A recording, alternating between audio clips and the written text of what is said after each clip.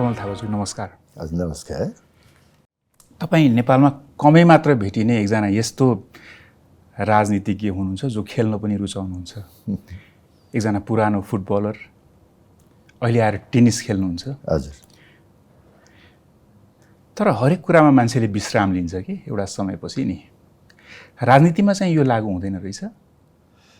लागु हुन्छ, निश्चय पनि एउटा समय आउँछ। त्यो समय आइसकेपछि राजनीतिबाट पनि विश्राम लिनुपर्ने हुन्छ। त्यो उपयुक्त घडीको प्रतीक्षामा म छु। राजनीतिमा आफ्नो महत्त्व अझै पनि छ, मैले अझै पनि काम गर्नु छ भन्ने जुन कुरा हुन्छ नि, के कुराले चाहिँ यो निर्धारण गर्दो रहेछ? अब अरूको बारेमा त म केही भन्न सक्दिनँ, तर मेरो राजनीतिक प्रवेश एक्सिडेन्टल भन्दा हुन्छ। म सैनिक परिवारको व्यक्ति, सेनामा नि जाने मेरो रुचि थियो, तर परिस्थितिले मलाई बिस्तारै राजनीतितर्फ धकेल्दै गयो र राजनीति फेरि एउटा यस्तो किसिमको चक्रव्यूह हो जहाँ पसिसकेपछि निस्किनको निमित्त धेरै गाह्रो पर्छ। जे जस्तो भए तापनि म राजनीतिमा आएँ, जनताबाट पनि विश्वास प्राप्त गरेँ, महत्त्वपूर्ण पदहरू, जिम्मेवारी पनि वहन गर्ने मौका मैले पाएँ। पछिल्लो कालखण्डमा आइपुग्दाखेरि मेरो एउटा राजनीतिक मिसन रहेको छ। खास गरी 2063 सालको राजनीतिक परिवर्तनपछि देशको निमित्त राजासहितको प्रजातन्त्र र सर्वधर्म समभाव र पूर्ण धार्मिक स्वतन्त्रता सहितको हिन्दू राष्ट्र कायम गर्ने मेरो एउटा मिसन छ। त्यो मिसन अधुरो रहेको कारणले गर्दाखेरि मेरो राजनीतिक यात्रा पनि निरन्तर कायम छ अहिले। तर यति गर्दा गर्दै पनि जनताको विश्वास र साथ त चाहिन्छ नै। चाहिन्छ। पछिल्लो पटक जनताले तपाईँलाई निर्वाचित गरेका छैनन्, म त्यसमा आउँछु नै। म विश्रामकै कुरा गर्दै थिएँ। प्राय के सन्यासबाट डर लाग्ने हो राजनीतिबाट विश्राम लिन, अथवा आफ्ना मतदाताको माया लाग्ने हो, वा सधैँ सत्ता र शक्तिमा पुगिराख्ने लालसा, यस्तो केही हो राजनीति? अनि यो सबै कुराको कुनै न कुनै प्रभाव रहेको हुन्छ। जनताप्रतिको जिम्मेवारी, आफ्नो कन्स्टिट्युन्सीप्रतिको जिम्मेवारी, राष्ट्रप्रतिको जिम्मेवारीले पनि मान्छेलाई मोटिभेट गरिरहेको हुन्छ भने अब कतिपयलाई सत्ता, स्वार्थ, पैसाले पनि गरेको हुनसक्छ। पैसा पनि छ है राजनीतिमा? स्वाभाविक रूपले अहिले त राजनीति एक प्रकारले भन्ने हो भने व्यापार जस्तो भयो हेर्नुहोस्।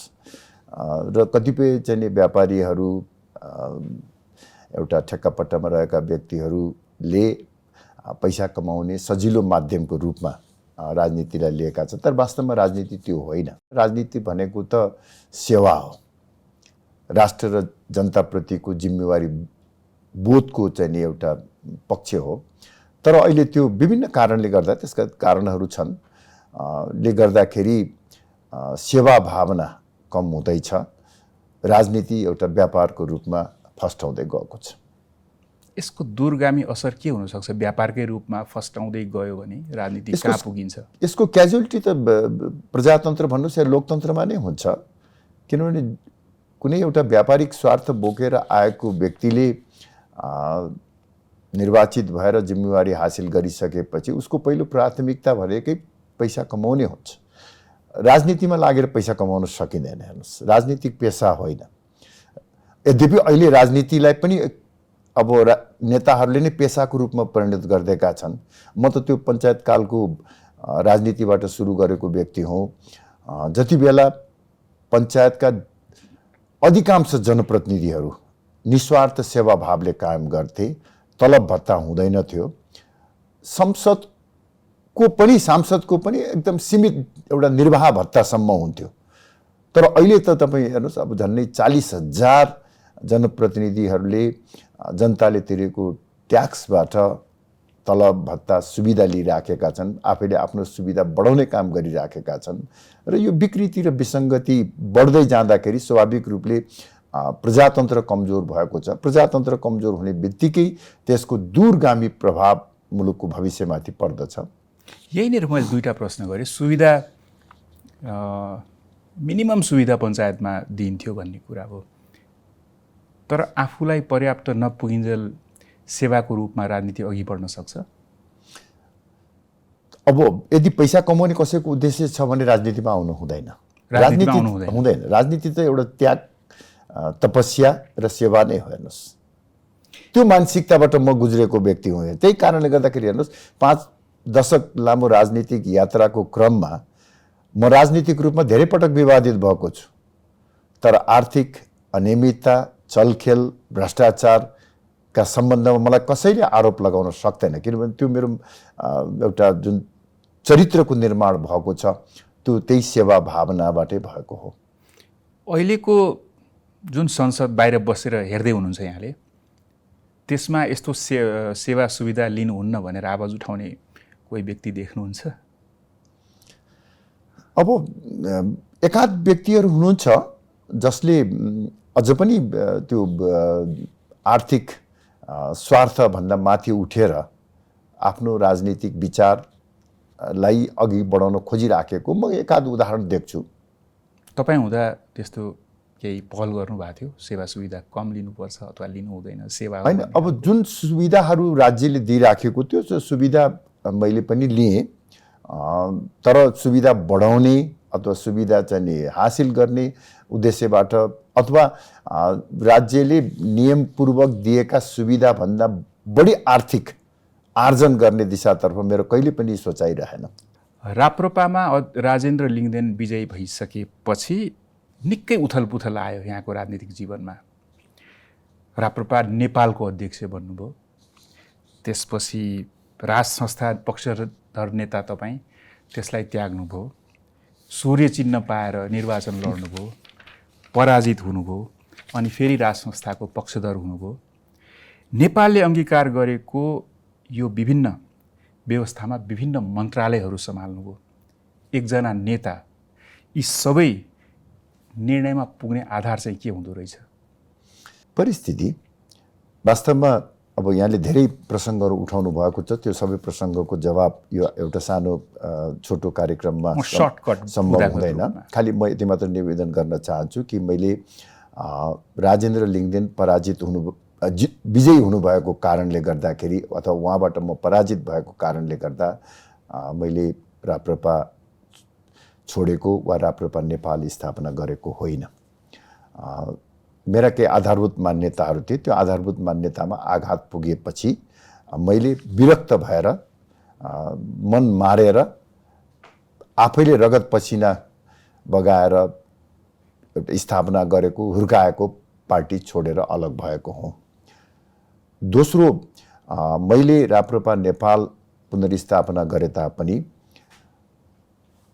राज संस्थाप्रतिको आस्था र विश्वासमा कहिले पनि कमी थिएन, तर केही चित्त दुखाइको कारणले गर्दा भन्नुहोस् वा केही आधारभूत मान्यतामा आघात पुगेको कारणले गर्दाखेरि मैले छोटो अवधिको निमित्त राज संस्था पुनर्स्थापनालाई आफ्नो कार्यनीतिक एजेन्डा बनाइनँ, तर म गणतन्त्रवादी भएको थिएन।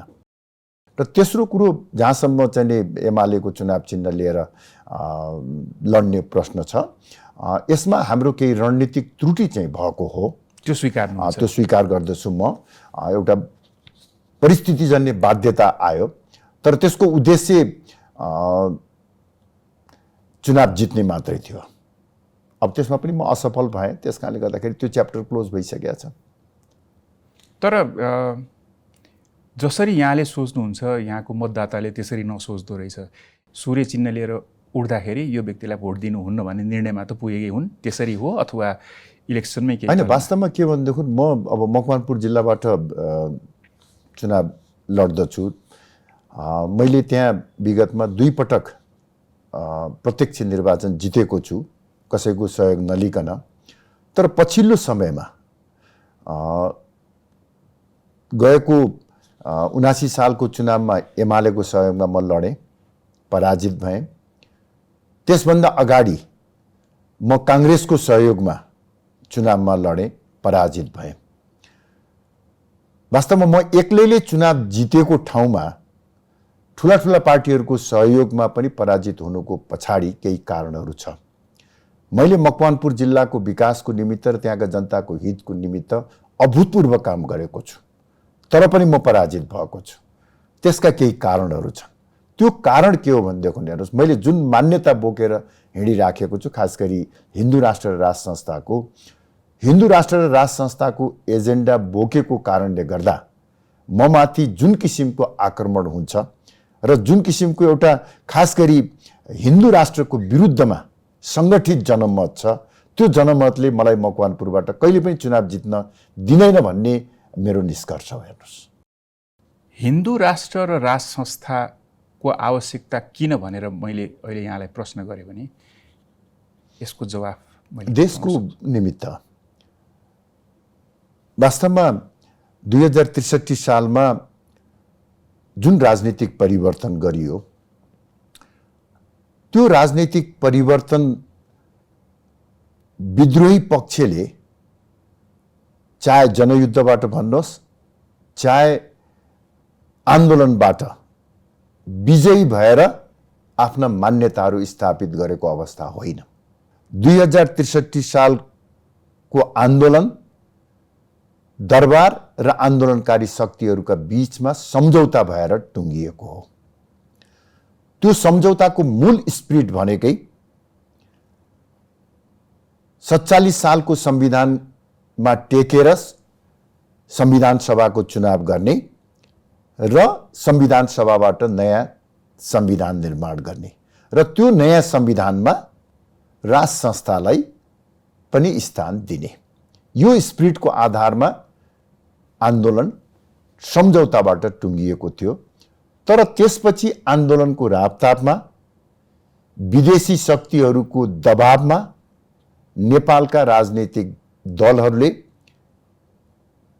षड्यन्त्रपूर्वक, एक प्रकारले भन्ने हो भने एम्बुसमा पारेर राज संस्था र हिन्दू राष्ट्रलाई पाखा लगाएका हुन्। त्यो घटनाक्रमको म प्रत्यक्षदर्शी र साक्षी हुँ। त्यही कारणले गर्दाखेरि यो षड्यन्त्रपूर्वक विदेशीको दबाव र प्रभावमा भएको मान्यता नेपालको निमित्त उपयुक्त हुँदैन भनेर मैले राजा सहितको प्रजातन्त्र र हिन्दू राष्ट्रको एजेन्डालाई प्रतिकूल अवस्थाका बावजुद बोकेर हिँडेको हुँ। जहाँसम्म किन राज संस्था र हिन्दू राष्ट्र आवश्यक छ भन्ने चाहिँ म सूत्रबद्ध रूपमा व्याख्या नगरिकन भन्न चाहन्छु। प्लिज। नेपालको भू राजनीतिक अवस्था, नेपालको धार्मिक सामाजिक सांस्कृतिक परिवेशमा चुनावी राजनीति भन्दा माथि उठेको एउटा साझा संस्थाको आवश्यक पर्छ। यो हिजो पनि आवश्यक थियो, आज पनि आवश्यक छ र भोलि पनि आवश्यक रहन्छ। जहाँसम्म हिन्दू राष्ट्रको कुरा छ, यो नेपालको राष्ट्रिय पहिचानको लागि हो, राष्ट्रिय एकताको लागि हो। आज नेपाली भनेर हामी जुन चिन्दछौँ, यो नेपाली पहिचान र नेपालीहरू बीचको एकताको आधार सदियौँदेखि सनातन धर्म र संस्कृति रहँदै आएको छ।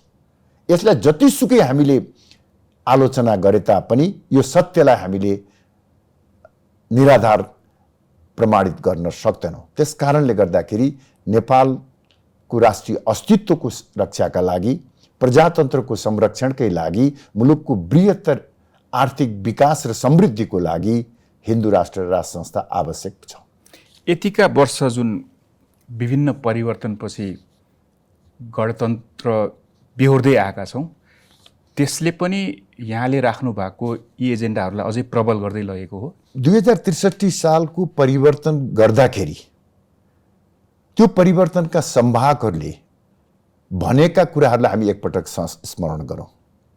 उहाँहरूले के भाष्य तयार गर्नुभयो भने देशले भोग्नु परेको रोग भोग, अशिक्षा, गरिबी र पछौटेपनको मुख्य कारण भनेकै हिन्दू धर्म हो, राज संस्था हो। यसलाई पाखा लगायौँ भने जनता मालिक हुन्छन्, सदियौँदेखिको दासताबाट जनता मुक्त हुनेछन् र मुलुक, उहाँहरूकै शब्दलाई सापट्टि लिने हो भने स्विजरल्यान्ड वा सिङ्गापुर जस्तो चाहिँ आर्थिक समृद्ध हुनेछ। 17 वर्ष भयो राज संस्था र हिन्दू राष्ट्रलाई पाखा लगाएको। आज हामी कहाँ आइपुगेका छौँ? कस्तो देशको अवस्था छ यो हामी सबले देखिराखेका छौँ। आजको अवस्था देशको जे जस्तो छ, यहाँको पोइन्ट अफ भ्यूबाट मैले जान्न खोजेँ भने के कस्तो कुरामा चाहिँ देश साह्रै बिग्रेको दयनीय अवस्थामा छ? अहिलेको अवस्थालाई चित्रण गर्ने हो भने सङ्घीय गणतन्त्रको नाउँमा देशमा भ्रष्ट व्यवस्था कायम छ। लोकतन्त्रको आवरणमा सीमित राजनीतिक दलका सीमित नेताहरूले सिन्डिकेट खडा गरेर ब्रह्मलुट गरिराखेका छन्।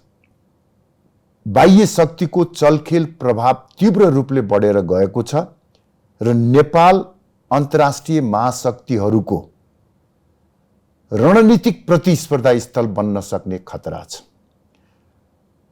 धर्म परिवर्तनको डढेलोले नेपालको राष्ट्रिय पहिचान र एकताको आधार खलबलिएको छ र नेपाल डरलाग्दो धार्मिक सांस्कृतिक द्वन्द्वमा फस्न सक्ने खतरा टड्कारो भएर गएको छ।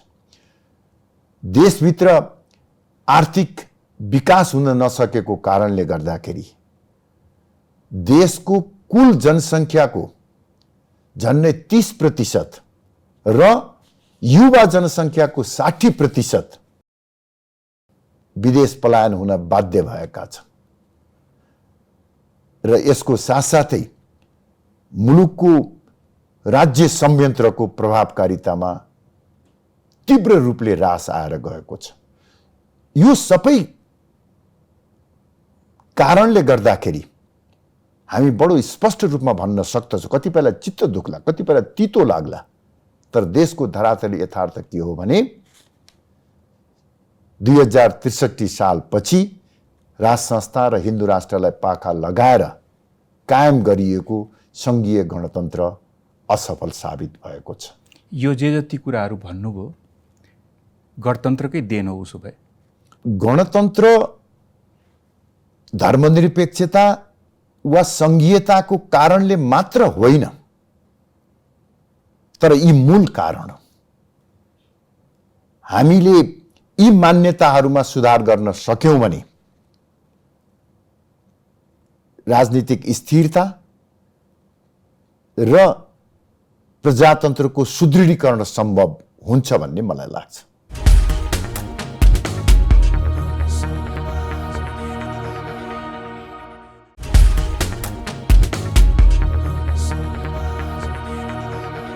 तपाईँ पञ्चायत व्यवस्थामा उदाउनु भएको एकजना नेता, पञ्चायतको अवसानपछि बहुदल र गणतन्त्रको राजनीतिमा पनि निरन्तर हुनुभयो, मन्त्री हुनुभयो, विभिन्न जिम्मेवारीहरू सम्हाल्नुभयो, तर पनि देशले अङ्गीकार गरेको राजा बिनाका यी जति व्यथितिहरू बताउँदै हुनुहुन्छ हिन्दू राष्ट्र र राजा बिनाका,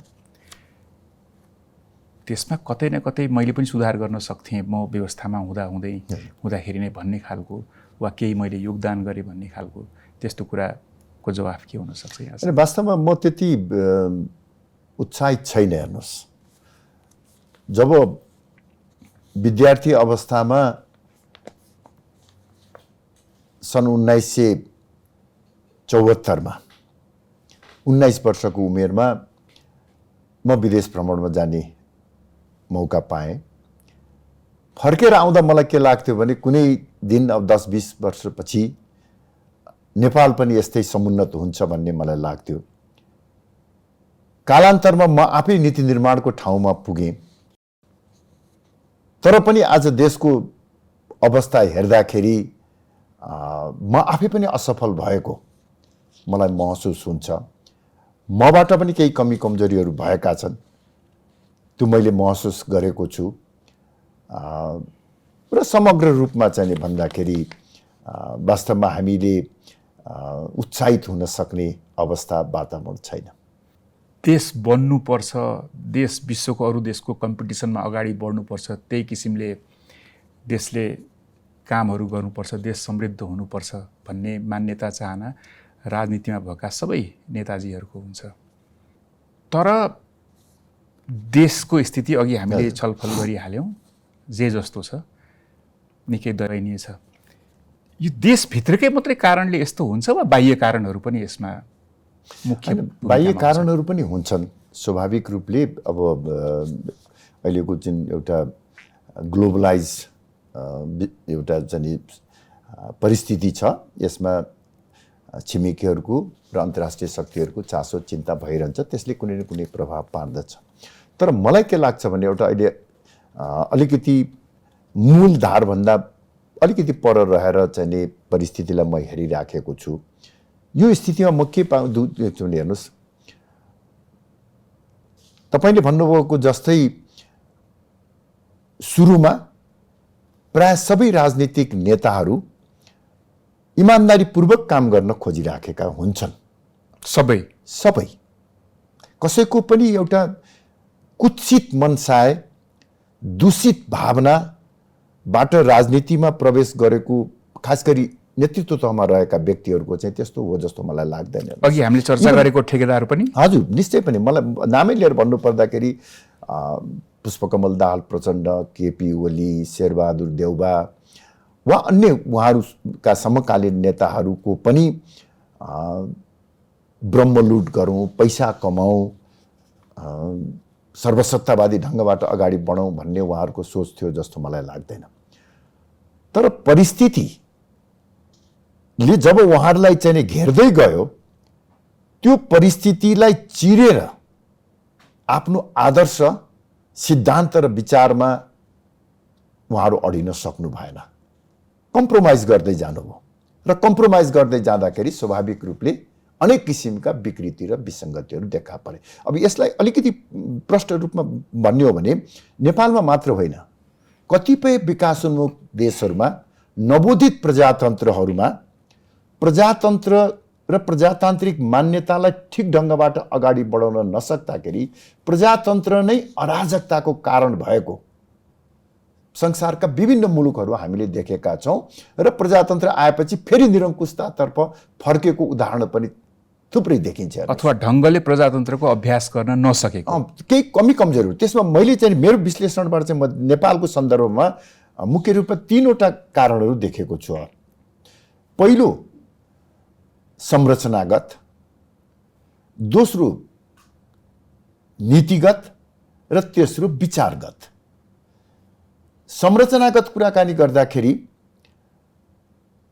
हामीले 2007 सालदेखि अहिलेसम्म एक प्रकारले भन्ने हो भने परम्परागत शैलीको संसदीय व्यवस्था अवलम्बन गर्दै आयो। बेलायतको नक्कल भारतले गर्यो, भारतको पनि हामीले कार्बन कपी नक्कल गरेर परम्परागत शैलीको संसदीय प्रजातन्त्र अवलम्बन गर्दै आयो। जुन यो देशको हावापानी माटो सुहाउँदो थियो वा थिएन आफ्नो ठाउँमा छ। हाम्रो आफ्नो हावापानी भन्दा पनि हाम्रो आफ्नो धरातलीय परिवेश, जनताको चेतनाको स्तर, भू राजनीतिलाई दृष्टिगत गरेर हामीले नेपाली संस्करणको मौलिक प्रजातन्त्र विकास गर्नेतर्फ गएनौँ।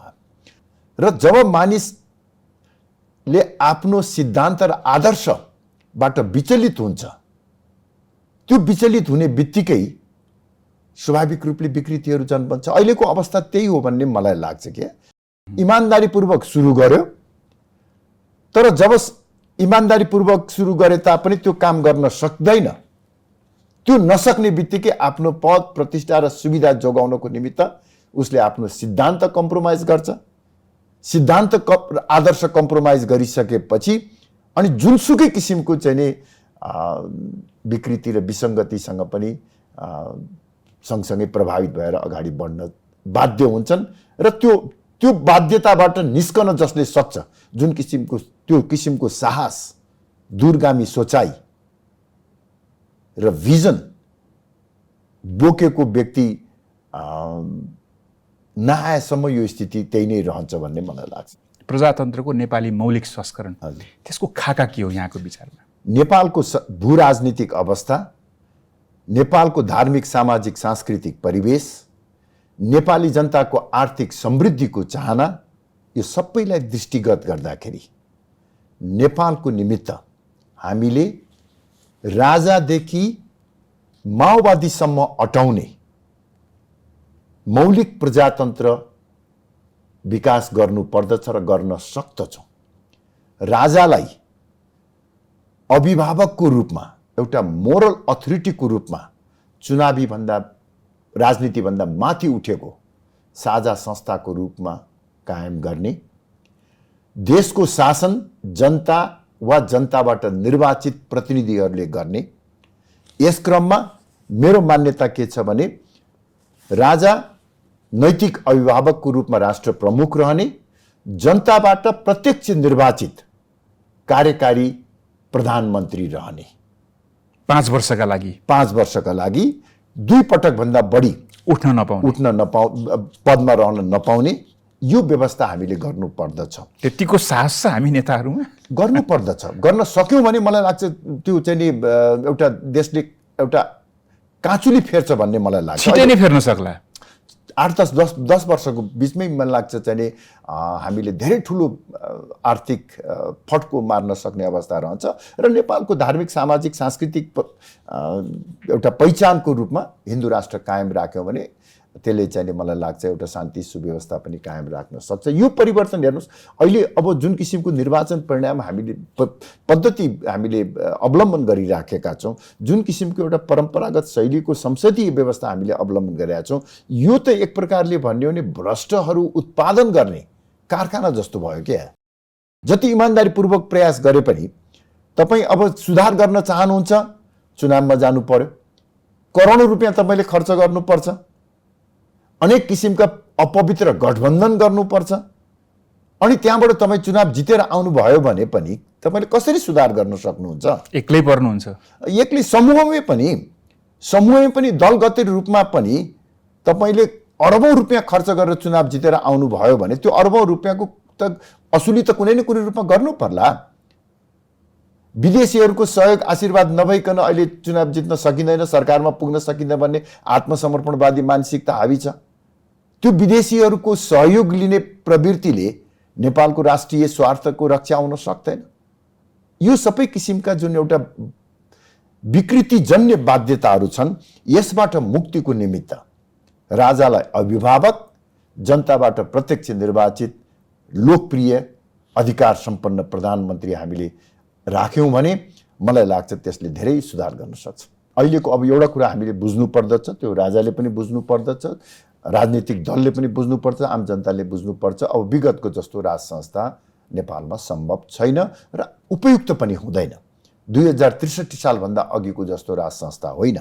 अबको राज संस्था भनेको संविधानको परिधिभित्र, संसदको नियन्त्रणभित्र रहने, कानुनभन्दा माथि वा तल, कानुनभन्दा तल मात्र होइन, संसदको पनि नियन्त्रणमा रहने। राजाले पनि कुनै पनि बहानामा जनताको अधिकार खोज्न नसक्ने गरी चाहिँ घेराबन्दी गरिएको, संवैधानिक घेराबन्दी गरिएको त्यो अभिभावकको संस्थाको रूपमा त्यस्तो संस्था मलाई त कस्तो लाग्छ भने हेर्नुहोस्, नेपालको भू राजनीतिक परिस्थितिले गर्दाखेरि कथम कदाचित भोलि भवितव्य परेर नेपालको राष्ट्रिय अस्तित्व सङ्कटमा पर्यो भने हामीले देखेका छौँ, सिक्किमको नियति देखेका छौँ, अन्य अफगानिस्तानको नियति देखेका छौँ। कथम कदाचित भोलि त्यस्तो परिस्थिति आयो भने सम्पूर्ण नेपालीहरूलाई एउटै सूत्रमा आबद्ध गर्नको निमित्त भावनात्मक रूपमा अपिल गर्न सक्ने अहिले कुनै संस्था छैन। त्यस्तो संस्थाको देशलाई आवश्यक पर्दछ। त्यो संस्थाको रूपमा राज संस्था रहने हो। राज संस्थाको पुनर्स्थापनाको निमित्त पनि हामीले पार्टीहरूप्रति वैमनस्यता प्रकट गरेर, पार्टीका नेताहरूलाई धारे हात लगाएर राज संस्था कायम गर्ने होइन। सबैको साझा प्रयासबाट, विश्वासबाट, दलहरूको समेत सहभागिताबाट हामीले राज संस्था कायम गर्न सक्यौँ भने त्यो चाहिँ सबैभन्दा उपयुक्त हुन्छ। तर त्यो सम्भावना त तत्काल देखिँदैन होला कमल थापाज्यू। होइन, सम्भव छ। त्यो सम्भावना देखिराख्नु भएको छ। म देखिराखेको छु। मैले चाहिँ विभिन्न राजनीतिक दलका नेताहरूसँग पटक पटक कुरा गरेको। यो रियलाइजेसन भएको, अब अभिभावकीय भूमिकामा चाहिँ राजा चाहिन्छ भन्ने रियलाइजेसन भएको होइन, अहिले नै त्यो अवस्थामा पुगिसकेको होइन। हेर्नुहोस्, त्यसका विभिन्न कारणहरू छन्, अहिले त्यतापट्टि नजाउँ। तर के भनेदेखि राजा सहितको प्रजातन्त्रको अवधारणामा राजनीतिक दलहरूलाई ल्याउन सकिन्छ भन्ने चाहिँ मलाई आत्मविश्वास छ। हेर्नुहोस्, हो त्यसको निमित्त अहिले तत्काल दलहरू तयार भइसकेका छैनन्, खास गरी गणतन्त्रका प्रमुख संभाग भन्ने नेताहरू पनि तयार भइसकेको अवस्था छैन, तर उहाँहरूलाई त्यसमा लिएर आउन सकिन्छ। किनभने हेर्नुहोस्, प्रचण्ड र बाबुराम गणतन्त्रका प्रमुख संभाग हो। उहाँहरूले नै मसँग यो गणतन्त्र आउनुभन्दा अगाडिका वार्ताहरूमा भन्नुभएको छ राजा सहितको प्रजातन्त्रमा जान सकिन्छ भनेर। कम्बोडियाको मोडेलको राज संस्था भन्नुहोस् वा सांस्कृतिक राजाको चाहिँ अवधारणा त उहाँहरूले नै प्रस्तुत गर्नुभएको। केपी ओली लगायत एमाले त राजासँग सहकार्य गरेर अगाडि बढेको। मदन भण्डारीजीले सार्वजनिक रूपमा भन्नुभएको छ राजा प्रजातन्त्रको परिधिभित्र रहने हो भने राजासँग सहकार्य गरेर जान हामी तयार छौँ। काङ्ग्रेस त चाहिँ संवैधानिक राज संस्थाको मान्यताकै धरातलमा खडा भएको पार्टी हो। त्यस कारणले अहिले विभिन्न कारणले गर्दाखेरि उहाँहरू टाढिनु भएको छ। राजाप्रति वा राज संस्थाप्रतिको उहाँहरूको आशंका होला। त्यो आशंकालाई दूर गर्न सक्यौँ भने, राष्ट्रको बृहत्तर हितको पक्षमा हामी सबै उभिन सक्ने वातावरण तयार भयो भने मलाई लाग्छ के भनेदेखि राजनीतिक दलहरू असहमत हुने भन्ने स्थिति आउँदैन होला। त्यो स्थितिमा आउनको निमित्त हामीले सम्झाएर बुझाएर सकेनौँ भने आन्दोलनबाट गर्न सक्छौँ। आन्दोलनबाट हामीले एउटा सशक्त जनमत प्रदर्शन गर्न सक्यौँ भने, आन्दोलनको आँधीबेरी सिर्जना गर्न सक्यौँ भने उहाँहरूलाई दबाब त हुन्छ नि, बाध्य हुनुहुन्छ नि। उहाँहरूले पनि त चाहिँ अब कुनै न कुनै किसिमको सम्झौता गर्नुपर्ने हुन्छ। सम्झौता नगर्ने हो भने त फेरि उहाँहरू विस्थापित हुनुहुन्छ जनआन्दोलनको आँधीबेरीले। त्यस कारणले म असम्भव देख्दिनँ। हेर्नुहोस्, त्यही आन्दोलन हो मङ्सिर 7 मा हुने। अब मङ्सिर 7 मा के हुन लागिरहेछ मैले पनि राम्रोसँग बुझेको छैन। हेर्नुहोस्, म एउटा कुरा चाहिँ तपाईँको यो लोकप्रिय कार्यक्रमको माध्यमबाट आम नेपाली जनतालाई प्रष्ट रूपमा भन्न चाहन्छु के भने 2063 सालको कहाली लाग्दो अवस्थामा नेपालको निमित्त राजासहितको प्रजातन्त्र र हिन्दू राष्ट्र आवश्यक छ भनेर जनताका माझमा जाने एउटै मात्र पार्टी राप्रपा नेपाल हो।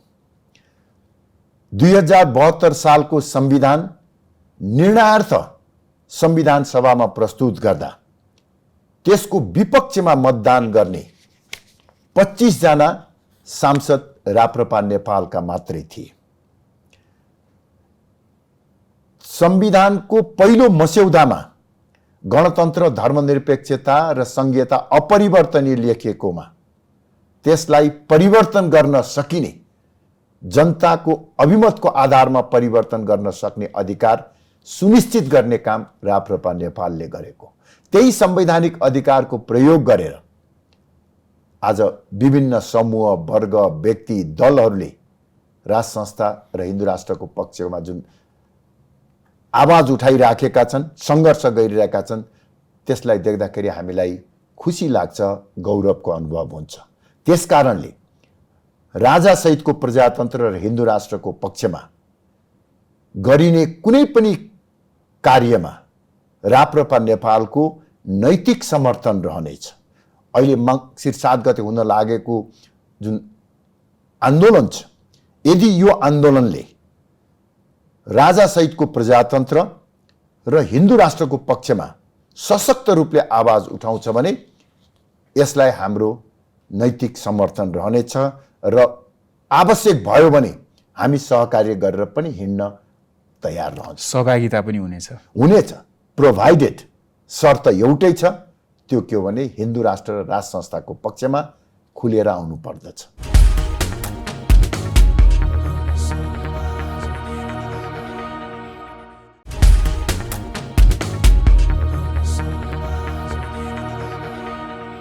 यहाँ एउटा महत्त्वपूर्ण कुरा के छ भने त्यो समय लाग्ने कुरा हो।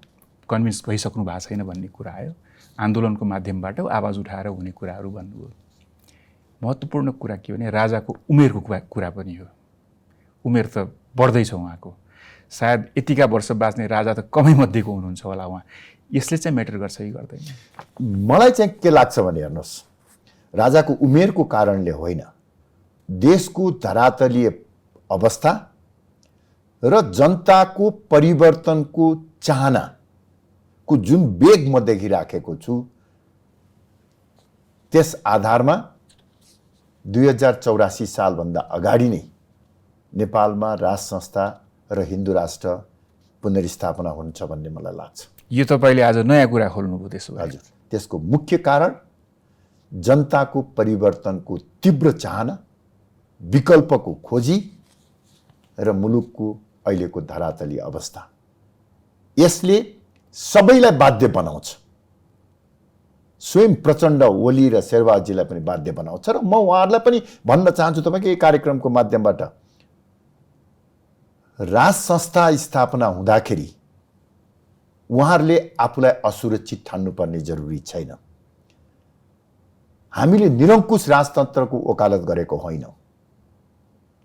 हामी राजा सहितको प्रजातन्त्रको पक्षमा छौँ। त्यसर्थ राजा स्थापना गर्ने हाम्रो जुन चाहना वा अभियान छ, यो कुनै व्यक्तिको विरुद्धमा होइन, दलको विरुद्धमा होइन, सरकारको विरुद्धमा होइन, प्रजातन्त्रको विरुद्धमा होइन। त्यस कारणले गर्दाखेरि राजा सहितको प्रजातन्त्र नेपालको बृहत्तर हितको लागि हुन्छ। हामीले 17 वर्ष अभ्यास गरेर हेर्यौँ, राजालाई पाखा लगाएर हेर्यौँ, तर नतिजा त सकारात्मक देखिएन।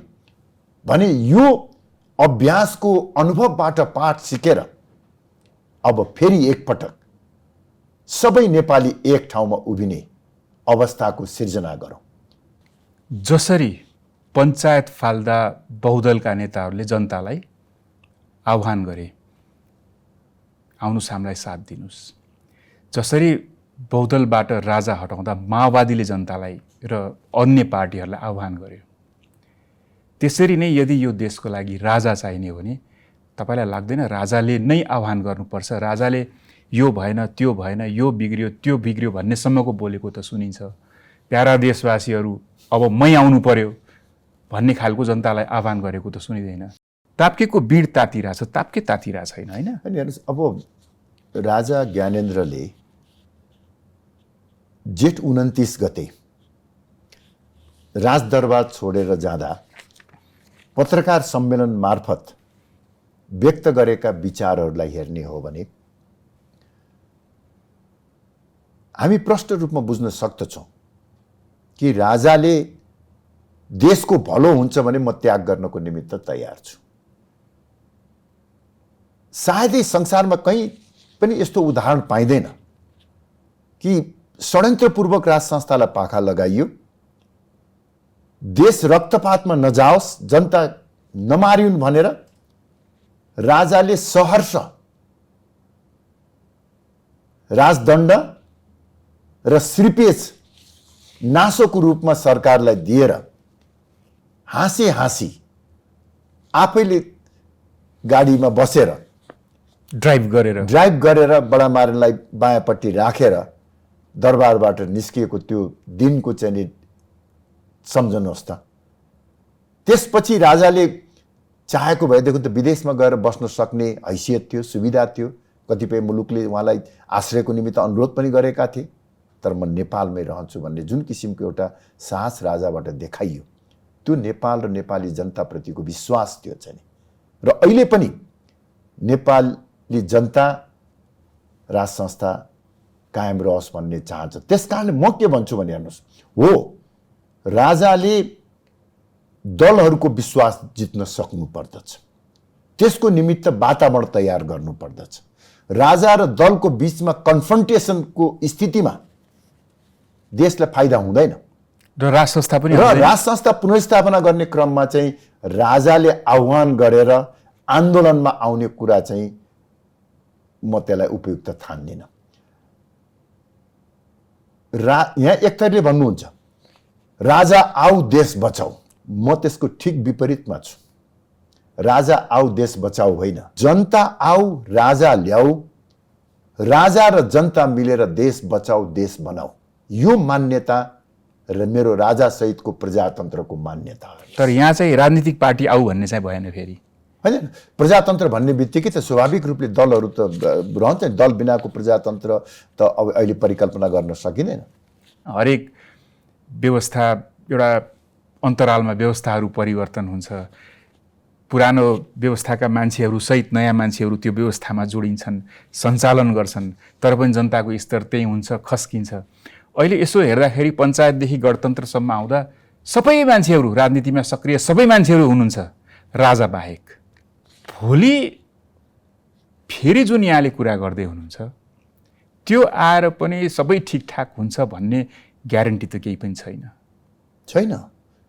राजा आउने बित्तिकै जादुको छडी घुमाएको जस्तो गरेर देशको सबै समस्या र सङ्कटको समाधान हुने होइन। राजा एउटा नैतिक अभिभावकको रूपमा रहने। हेर्नुहोस्, अहिले देशमा जुन किसिमको छाडातन्त्र छ, जुन किसिमको मन परितन्त्र छ, जुन किसिमको ब्रह्मलुट छ, त्यसको एउटा प्रमुख कारण के हो भने देश अभिभावकविहीन भयो। छाडातन्त्र नियन्त्रण हुनलाई पनि त जुन अभिभावकको परिकल्पना गर्दै हुनुहुन्छ त्यो अभिभावक थोरै भए पनि शक्तिशाली त हुनु पर्ला नि, डर मेन्टेन गर्नका लागि। राजा वा राज संस्थाको मोरल अथोरिटी नै पर्याप्त हुन्छ। शासन जनताले गर्ने, जनताको प्रतिनिधिले गर्ने। र अघि तपाईँ भन्दै हुनुहुन्थ्यो एउटा महत्त्वपूर्ण कुरा चाहिँ हामी पटक पटक परिवर्तन गऱ्यौँ तर त्यो परिवर्तनले सकारात्मक परिणाम दिन सकेन। त्यसका विभिन्न कारणहरू छन्। एउटा त मैले अघि नै भने संरचनागत, नीतिगत र वैचारिक कारण छन्। त्यो कारणले पनि नेता र पार्टीहरूलाई चाहिँ भ्रष्ट बनाइराखेका छन्। अर्को एउटा नेपालको सन्दर्भमा चाहिँ बडो महत्त्वपूर्ण पक्ष के छ भने बाह्य शक्ति। हेर्नुहोस्, नेपालको हरेक परिवर्तनमा 2007 सालको परिवर्तनमा, 2046 सालको परिवर्तनमा, 2063 सालको परिवर्तनमा बाह्य शक्तिको महत्त्वपूर्ण निर्णायक भूमिका रहँदै आएको छ। 17 सालकोमा थिएन होइन? 17 सालकोमा थिएन। यसरी परिवर्तनमा चाहिँ जुन किसिमको बाह्य शक्तिको भूमिका रह्यो, परिवर्तनपछि उनीहरूले त्यो आफ्नो सहयोगको मूल्य खोज्न थाले। त्यसले गर्दाखेरि के भयो, राजनीतिक दल र नेताहरू इमान्दार भएर राष्ट्रिय स्वाधीनता र स्वाभिमानलाई कायम राख्न सकेनन्। त्यसकारणले म भनिराखेको छु, यसपटक हामीले बाह्य शक्तिको सहयोग र आशीर्वादमा होइन, नेपाली जनता र राजनीतिक दलहरूकै अग्रसारितामा नेपाली जनताको निमित्त, नेपाली जनताको लागि, नेपाली जनताको आन्दोलन गरौँ र नेपाली संस्करणको मौलिक प्रजातन्त्र स्थापना गरौँ। 84 भन्दा अघि नै देश हिन्दू राष्ट्र र राजतन्त्रमा जान्छ भन्ने कुरा यो आजको दिनमा यहाँले भनिरहनु हुँदा कतिपय पक्षहरूलाई नपच्न सक्छ यो कुरा। अझै कन्भिन्स गर्ने तथ्यहरू के हुन सक्छन्? केही बाँकी छ भने? होइन, हेर्नुहोस्, अब हो गणतन्त्रका पक्षधरहरू वा गणतन्त्रका प्रमुख संवाहकहरूलाई मैले भनेको कुरा तितो लाग्न सक्ला, तर उहाँहरूले बुझ्नुपर्ने कुरो के छ भने यदि उहाँहरूले इमान्दारीपूर्वक प्रयास गरेर यो राष्ट्रिय आवश्यकता र जनताको चाहनालाई सम्बोधन गर्नु भएन भने गणतन्त्र र संघीयताभित्र रहेकै विरोधाभास को दलदलबाट उहाँहरू भासिनुहुन्छ र आन्दोलनले उहाँहरूलाई विस्थापित गर्छ। एकजना व्यक्ति दुर्गा प्रसाईले विभिन्न मागहरू राखेर आन्दोलन गर्दाखेरि नै पनि गणतन्त्रका प्रमुख संवाहकहरूमा एक किसिमको हलचल पैदा भएको, स्वयं प्रधानमन्त्रीले सर्वदलीय बैठक गरेर यो परिवर्तनको प्रतिरक्षा गर्नुपर्छ भनेर चाहिँ बैठकहरू गरेको, आयोजना गरेको देखिन्छ। कति कमजोर धरातलमा यो गणतन्त्रको जग रहेको छ भन्ने हामीले देखेका छौँ। र म खास गरी हेर्नुहोस्, अब काङ्ग्रेस, एमाले, माओवादीमा रहेका युवाहरूलाई आग्रह गर्न चाहन्छु कि उहाँहरूले आफ्नो भविष्य र आफ्नो छोरा नातिको भविष्यलाई सुरक्षित राख्ने हो भने यो सङ्घीय गणतन्त्रको रटानबाट मुक्त भएर देश र जनतालाई केन्द्रबिन्दुमा राखेर परिवर्तनको सम्भाग उहाँहरू बन्नु पर्दछ। गगन थापा, विश्वप्रकाश शर्मा, शङ्कर पोखरेल र रवि लामिछाने जस्ता उदयमान चाहिँ नेताहरूले यो परिवर्तनलाई सहज रूपमा सहरीकरण गर्नु पर्दछ। अघि पनि हामीले चर्चा गर्दाखेरि यहाँले नै उठाउनुभयो, देशमा युवाहरू छैनन्, पलायन हुँदैछ।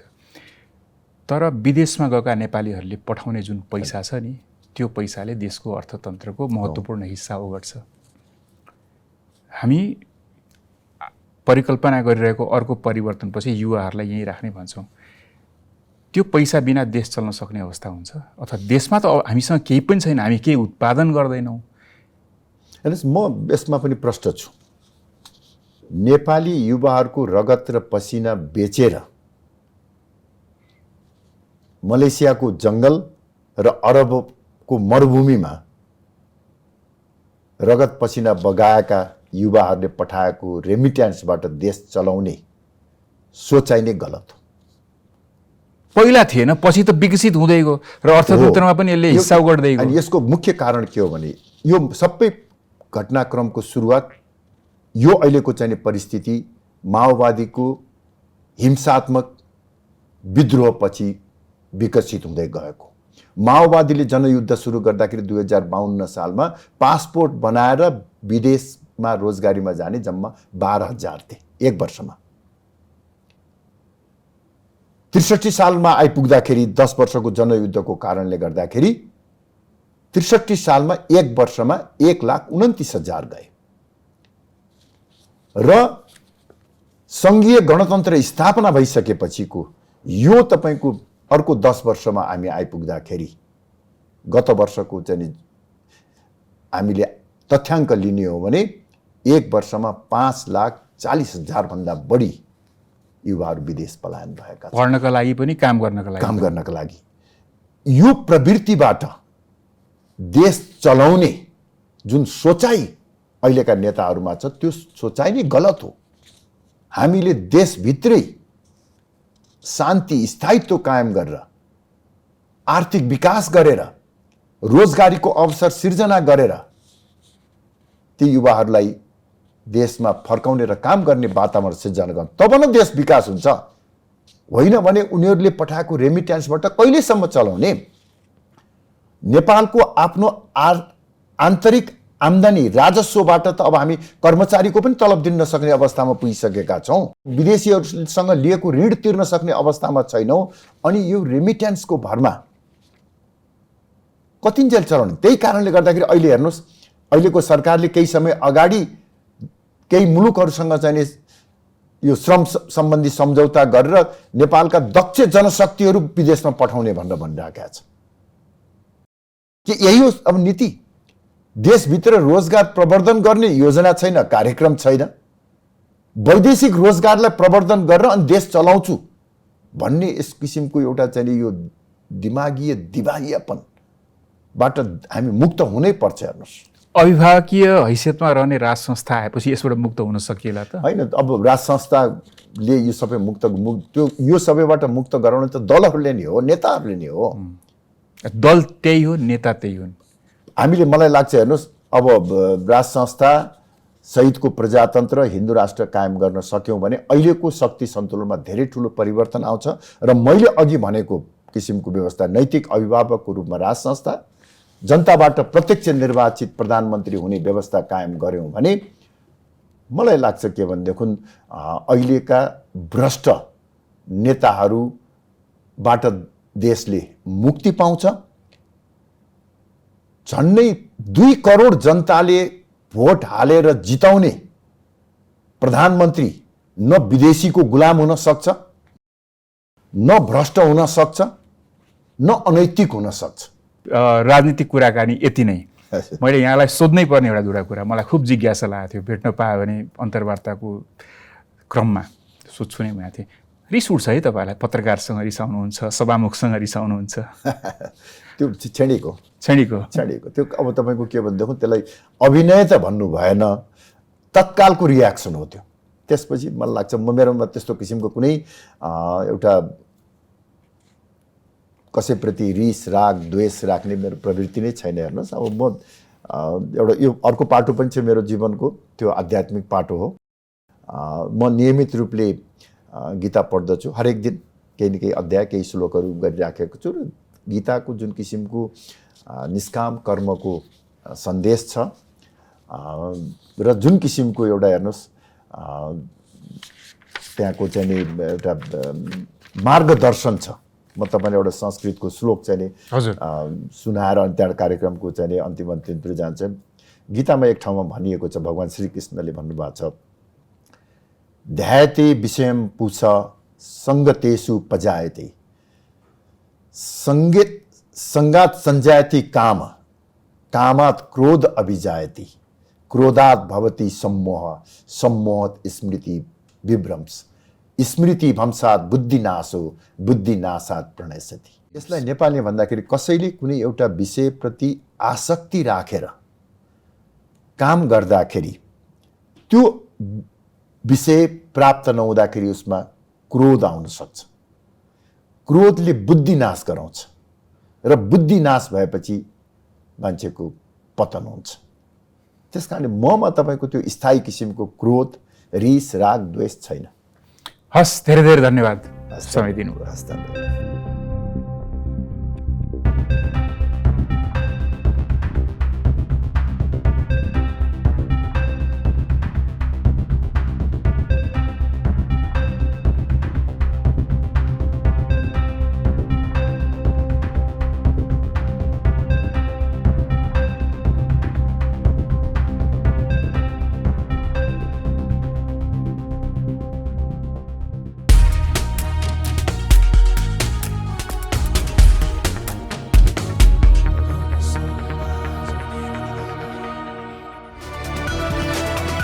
It's an AP1 presentation.